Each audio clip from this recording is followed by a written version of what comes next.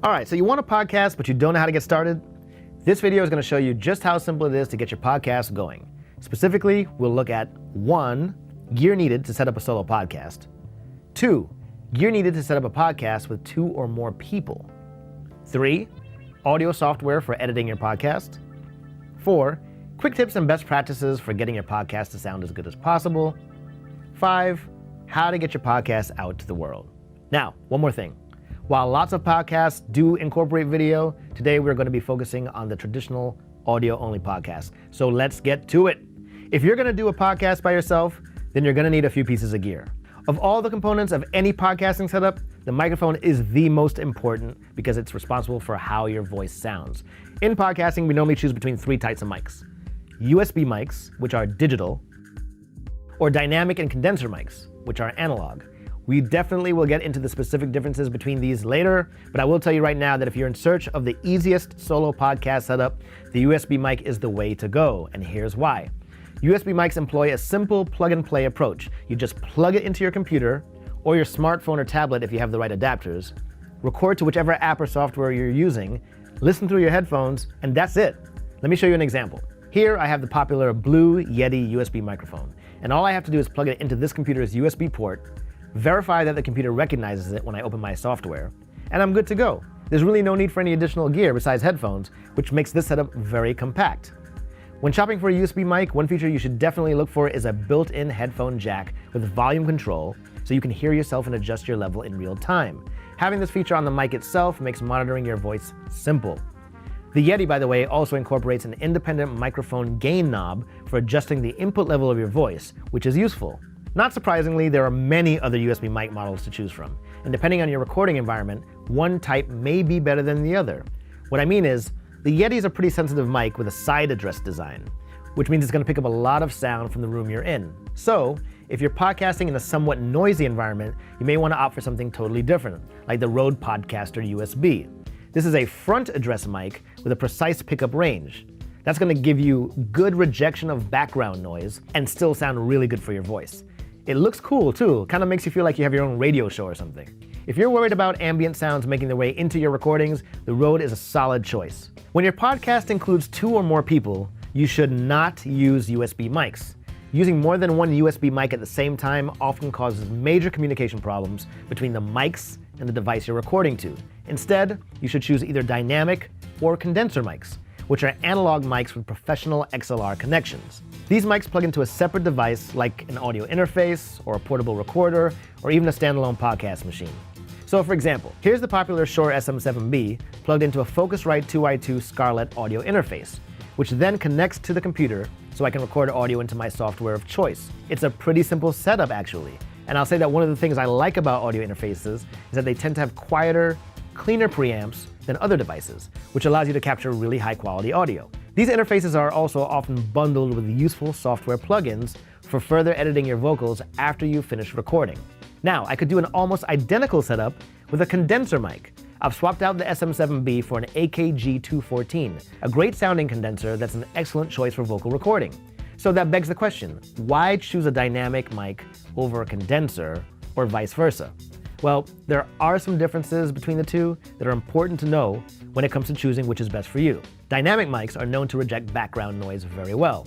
So if you're going to be conducting your podcast in a room that has a lot of ambient sound or even distracting noises, think a kitchen with a humming refrigerator or the neighbor's noisy air conditioner, then a dynamic mic would be a wise choice. A dynamic mic is also advantageous when you have more than one podcaster speaking, as the mic is less likely to pick up much of the other person's voice.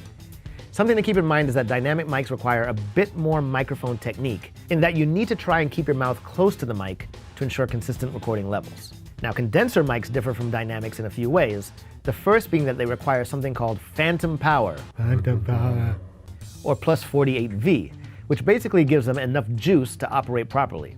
This isn't something you really have to worry about because most good audio gear gives you the option of engaging phantom power for condenser mics with a simple flip of a switch.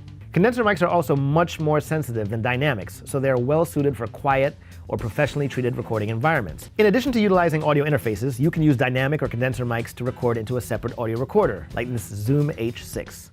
This is a good option if portability is important to you, especially if you're recording a podcast outside or in an area where you really need to maintain a small footprint. Things to keep in mind, though, are that portable recorders tend to have less professional preamps than interfaces, and they often only have one headphone output, so you may need to use an external headphone amp if you have multiple people in your podcast. Lastly, after you've recorded with one of these recorders, you will need to transfer the audio to a computer for editing purposes.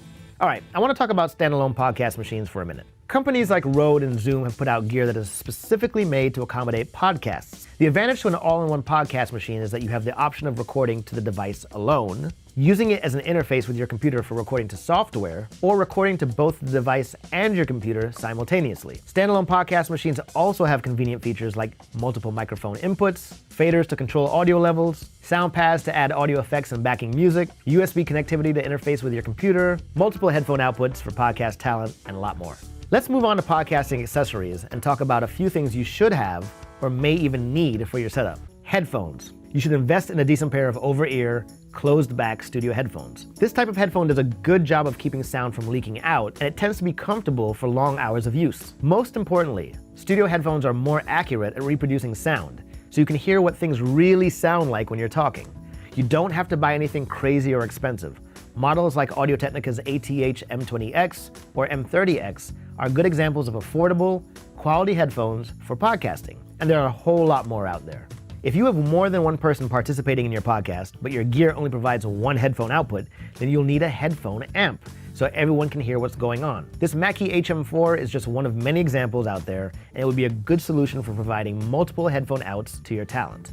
If your podcast audio suffers from plosives, those hard consonant sounds like P's and C's and T's, a pop filter will solve that issue. Some models only cost about $10, and they're definitely worth the investment.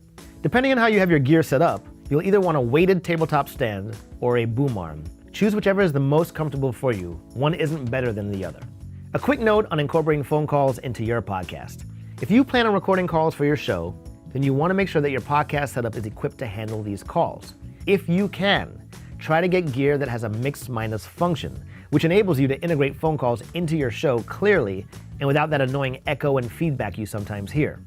Interfaces like Focusrite's Scarlett 4i4 Mark III feature mix-minus. So does Zoom's L8 recorder. In terms of how you connect your phone to your devices, some allow for calls via Bluetooth, whereas others only provide analog connections through a mini jack. When using a computer to handle and record your calls, VoIP or Voice over Internet Protocol applications like Skype and Google Hangouts have built-in features that let you record your phone calls. You can even use iOS and Android apps to record phone calls directly to your smartphone or tablet. To see how we handle phone calls for podcasting, check out links in the description to our videos on Focusrite's 4i4, Zoom's L8, and Rode's Rodecaster Pro. When it comes to editing your podcast, you will need to use a computer and audio editing software. Let's quickly highlight a few to show you the differences between them. Audacity. This is a super popular software, it's Mac and Windows compatible, and best of all, it is free. You can make precise edits, export your audio in various formats, import audio into your production, pretty much whatever you want to do. It's also open source, which means that the user community is constantly adding support to improve the program. GarageBand. If you're a Mac user, you should have gotten a free version of GarageBand that came with your computer. This software allows you to record audio and MIDI and do basic editing, and it's really a more simplified, less professional version of Apple's Logic, but it's certainly more than capable of letting you edit a podcast. Avid Pro Tools. This is pretty much considered the most professional software for recording audio, and it probably has way more features than you'll ever need. Keep in mind that Pro Tools runs on a subscription model, so you're gonna have to purchase the software, then renew annually. This is something to consider when you think about budgeting for your podcast setup. At this point, you're ready to record and edit your podcast, so let's go over some basic tips for recording great audio. 1. Choose good equipment that suits your needs and fits your budget. 2. Choose an environment that is as quiet as possible. 3. Use acoustic treatment to tighten the sound of your room. If you hear a lot of echoes or sound bouncing off the walls, try something like a rug or curtains in the room, even acoustic foam to get rid of those issues. 4. Use good mic technique to ensure consistent recording levels. 5. Use a pop filter to prevent those plosives we talked about earlier. 6. Set your mic gain so that your incoming level is roughly between 1/2 and 3/4 on the meter. This will help prevent clipping and distortion in your audio.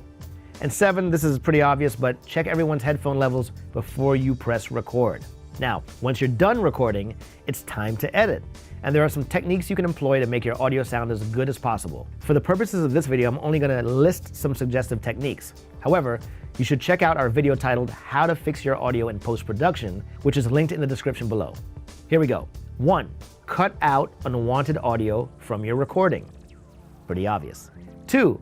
Normalize your tracks to get your audio sitting at the same relative level. 3. Use EQ on your voice to enhance good sounds and remove harsh sounds. See the link in the description to check out our video on how to use a parametric EQ to shape your sound. 4. Use a compressor to tame loud spikes in your audio. 5. Use a limiter on the overall mix to adhere to loudness standards. 6. Use music in your intro, outro, and wherever else you want to provide a soundtrack to your show. Sites like thewolfmusic.com, Audio Blocks, Epidemic Sound, and others all have subscription-based content that you can use. Of course, if you're a musician, you can produce your own soundtracks for free. Once your podcast is ready to go, how do you get it out there? The first step is to choose a host site, which is where all of your podcast episodes are going to live. Popular podcast hosts are Buzzsprout, Captivate, Podbean, Simplecast, and a whole bunch more. For every podcast episode you create, the host will provide a syndicated feed to platforms that actually play your podcasts, such as iTunes, Stitcher, Spotify, SoundCloud, and others. Many hosting sites offer free trials, so give them a whirl to decide which one suits your purposes. And that's it. As you can see, it doesn't take a whole lot to get a podcast up and running, and since podcasting is still the fastest growing audio medium available, there is no better time than now to start your own show. This is AB from B&H. Thanks so much for watching, and I'll see you next time. So you want a podcast, but you don't know how to set. I'm having a drink as soon as 6 o'clock hits.